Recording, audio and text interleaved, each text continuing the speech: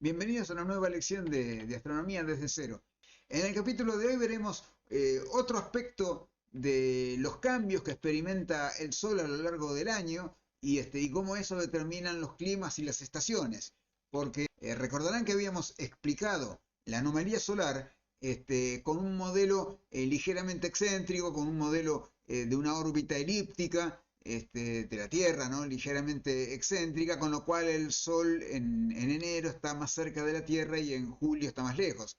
Y es fácil, es tentador pensar que eso es lo que provoca las estaciones, ¿sí? Por esa razón hace calor en verano y frío en invierno. Sin embargo, a poco que uno lo piense, inmediatamente se da cuenta de que eso no puede ser porque entonces el invierno y el verano llegarían simultáneamente a ambos hemisferios, cuando sabemos perfectamente que cuando aquí en el hemisferio sur es verano, en el hemisferio norte es invierno y viceversa. Así que esa no puede ser la causa. Entonces, para descubrir la verdadera causa de las estaciones, recurriremos a dos extremos, a dos casos extremos que nos ayudarán a entender cómo es que el desplazamiento del Sol por el cielo provoca las estaciones. Para nuestro primer caso particular he elegido el Ecuador terrestre, o sea, un lugar de la Tierra cuya latitud es cero, como podemos ver aquí. Puse latitud cero y ya está. También puse hora local verdadera, que sería la hora que marca el reloj de sol, para que de esa manera, digamos, el mediodía sea a las 12 en punto, sea más sencillo de entender. Algún día les debo la explicación de los diferentes sistemas horarios. Entonces estamos en una bella mañana del 20 de marzo, o sea, día del equinoccio de marzo, o sea, el equinoccio de primavera del hemisferio norte o de otoño del hemisferio sur. Podemos ver que el sol, que está ahí, ¿sí? Está justo en la intersección del Ecuador y la eclíptica, porque justamente es el día del equinoccio. El Sol se viene moviendo siempre a lo largo de la eclíptica y cuando cruza el Ecuador es el día del equinoccio. Ahí es justamente el momento en que lo agarramos. Entonces, son las 6 de la mañana y vamos a retroceder un poco la cámara y con esto estamos poniendo una lente ultra super gran angular, un ojo de pez que nos permite ver todo al mismo tiempo. Entonces amanece y empieza a subir el sol y a subir y subir y subir.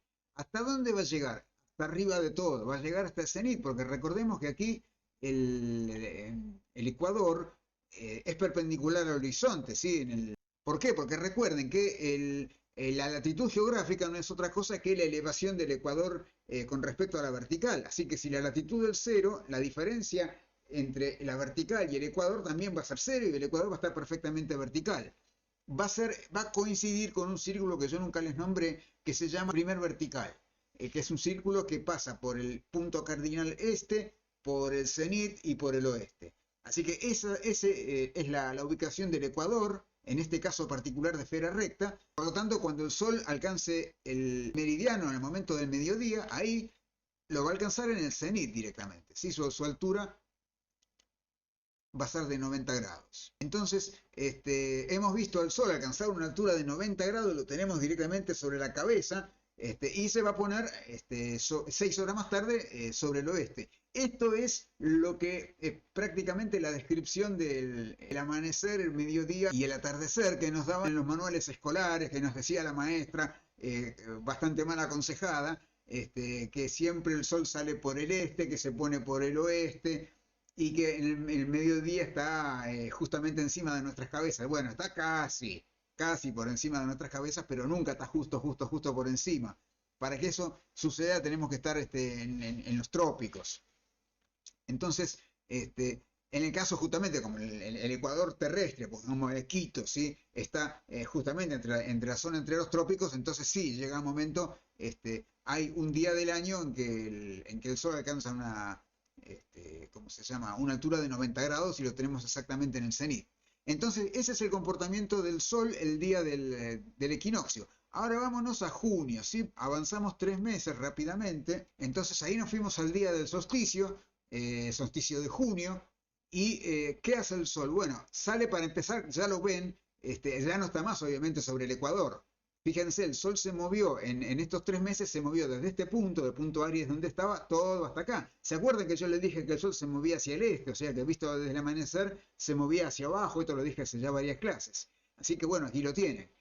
Este, Así que va a salir, moviéndose a lo largo de la eclíptica, va a salir mucho más al norte, porque esto es lo más al norte que va a llegar a salir, pero también se va a elevar verticalmente. Lo único que esta vez, cuando alcance el meridiano, ya no va a estar más en este punto que sería el cenit. Va a estar 23 grados y medio hacia el norte.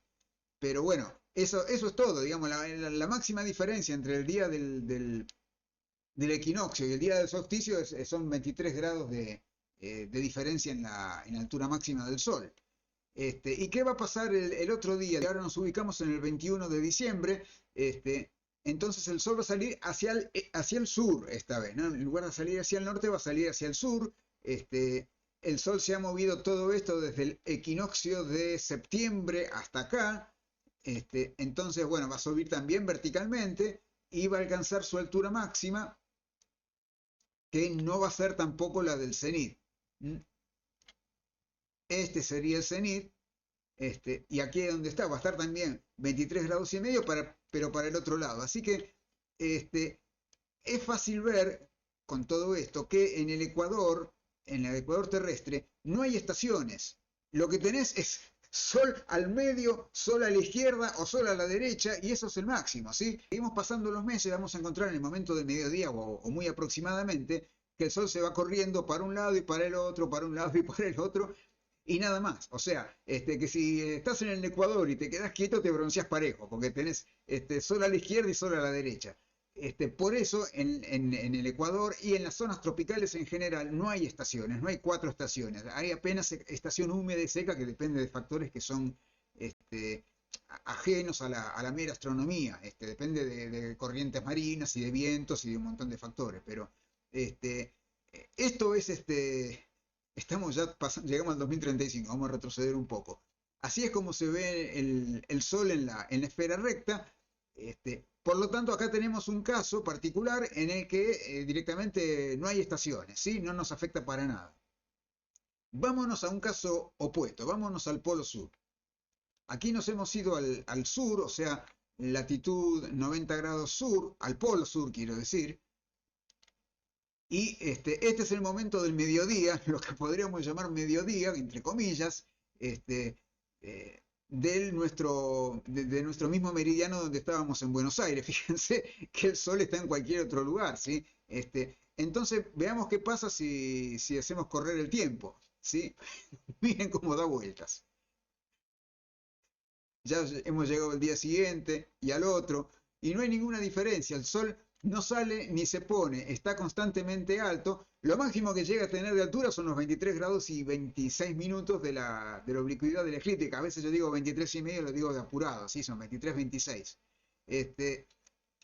Esto es lo que hace el Sol en el... Fíjense que ni siquiera en puntos cardinales me perdió por completo. Todos los puntos cardinales son nortes, está muy bien el estelario. Es cierto, estando en el sur todos los puntos cardinales es norte, esto es muy, muy cómico.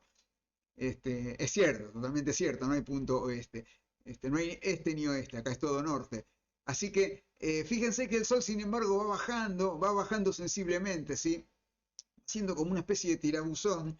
Y si hacemos pasar los meses, vemos, a ver, dejemos quieta una misma hora, vemos que baja cada vez más hasta que el día ahí, en el equinoccio de marzo, el Sol da una vuelta toda por el horizonte y no llega a asomar del todo nunca, y cuando empieza a pasar en los meses subsiguientes tenemos otros 6 meses de oscuridad, ¿sí?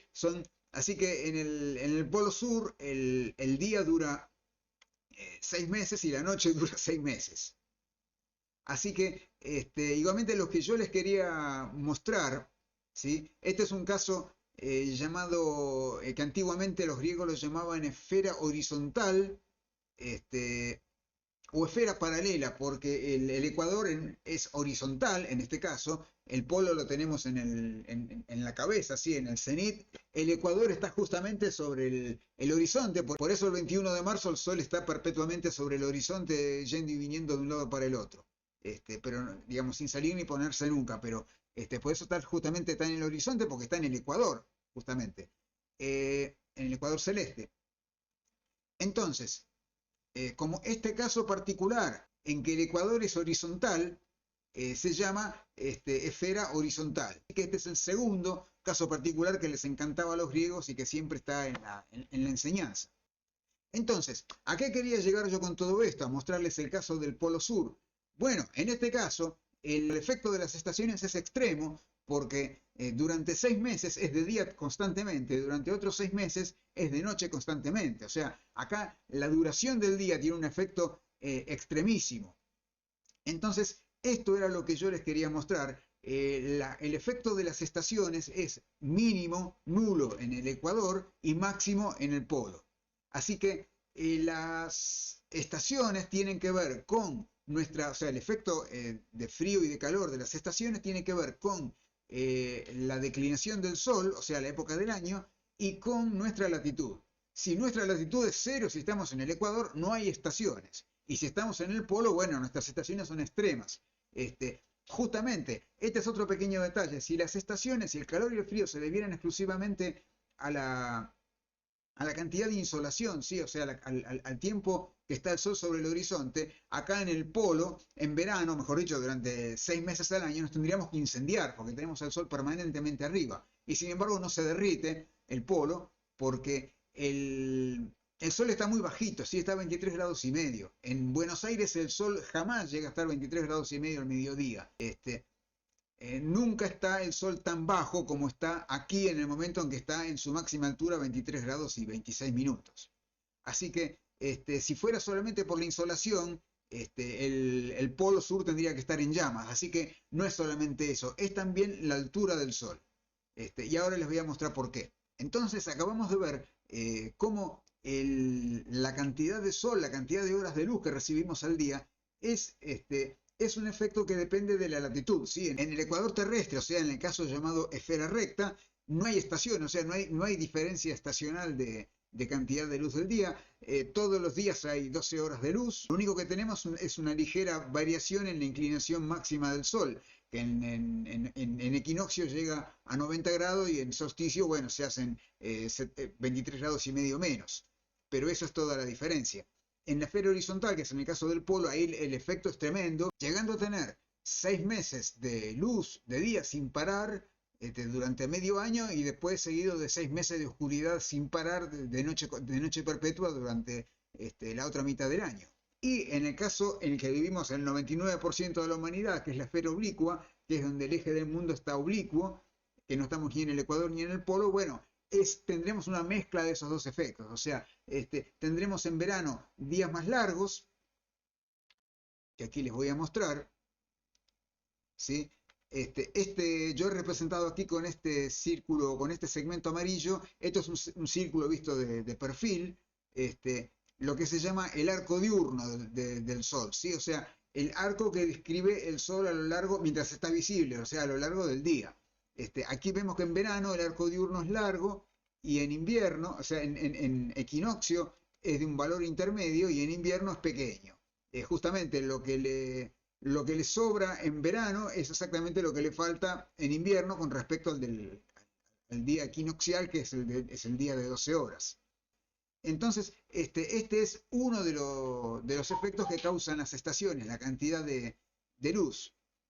Pero también está el hecho de la inclinación del Sol, ¿sí? Aquí tenemos un haz de rayos de luz del Sol, ¿sí? Una especie de tubo de flujo, por así decirlo, incidiendo con un ángulo bastante empinado, y vemos que cae sobre una superficie relativamente pequeña, no tan pequeña como un círculo, ¿sí? Lo que sería si estuviese perfectamente a 90 grados, ahí sería la máxima concentración, pero con un círculo con un tamaño bastante pequeño, mientras que en invierno, al llegar incluso el mediodía, tan oblicuo los rayos del sol, se distribuyen sobre un área mucho más grande y por lo tanto la temperatura en esa área va a ser menor que en verano, ¿sí? Que tenemos todo mucho más concentrado. Y ese es el segundo gran efecto que hay que tener en cuenta. Por eso el polo no se descongela por más que tenga 6 meses de luz, 6 meses de día y 6 meses de noche, porque el sol está bajito como les mostré. Entonces, esta es la verdadera causa de las estaciones. la verdadera causa del calor y del frío. Además, a todo esto hay que sumarle que obviamente vivimos en un planeta que tiene una atmósfera y que tiene un océano, así que tenemos un montón de efectos de corrientes marinas, de vientos, de relieve terrestre, que frena los vientos o que los conduce. Así que por eso es justamente que en el momento en que el Sol alcanza su mínima altura meridiana, en el solsticio de invierno, es el comienzo del invierno. A partir de ahí viene el frío porque tenemos todo, digamos, casi 2 meses de inercia. Así que después de que hemos pasado por el peor momento del año en cuanto a menos cantidad de luz de día y a menor calentamiento provocado por el sol, encima de eso después tenemos varios meses más de frío intenso, debido a esta inercia que tiene la atmósfera. Así que esto es todo por hoy, espero que lo hayan entendido. Como ven, es un tema bastante difícil de explicar. Esto es lo que te pretenden explicar en un video de YouTube de 10 minutos, simplemente diciendo que es por la Tierra que el eje terrestre está inclinado. Sí, es cierto, es debido a eso, pero entenderlo realmente hace falta hacer un pequeño curso de astronomía como el que han hecho ustedes hasta ahora. No es nada sencillo y espero que lo hayan disfrutado y que lo hayan entendido por fin. Porque yo sé que en la escuela no lo entendieron, así que quédense tranquilos, su secreto está a salvo conmigo. Yo tampoco lo entendí. Así que bueno, espero que les haya gustado y nos vemos en la próxima. Muchas gracias.